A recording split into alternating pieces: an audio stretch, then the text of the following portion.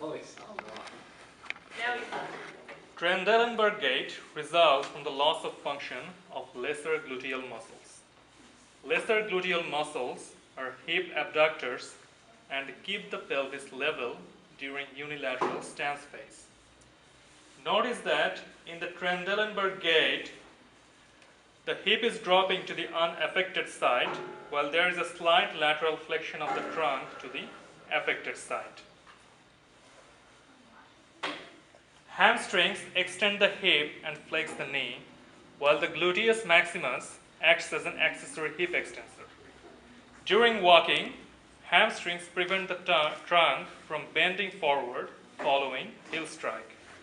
To compensate for the loss of hip extension when these muscles are paralyzed, notice that there is a backward lean or extension of the trunk immediately after the heel strike.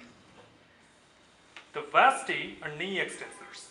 During walking, they arrest the collapse of the partially flexed knee under body weight. To compensate for the paralysis of the vasti muscles, notice that the knee on the unaffected side is completely extended just before the heel strike.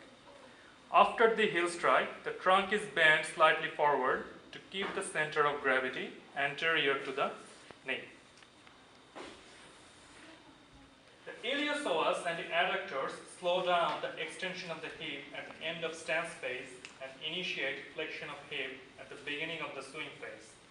When the adductors are paralyzed, flexion of the hip on the affected side is accompanied by hip and thigh abduction.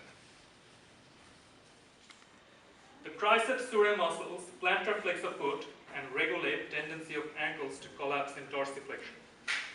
When these muscles are paralyzed and the foot can no longer be plantar flexed, the patient tends to walk with very short steps to keep weight back on the heels.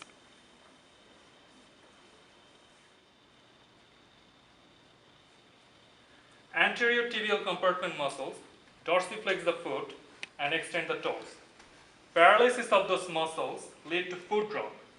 To compensate for this loss, the patient tends to walk with a high stepping gait to clear the ground.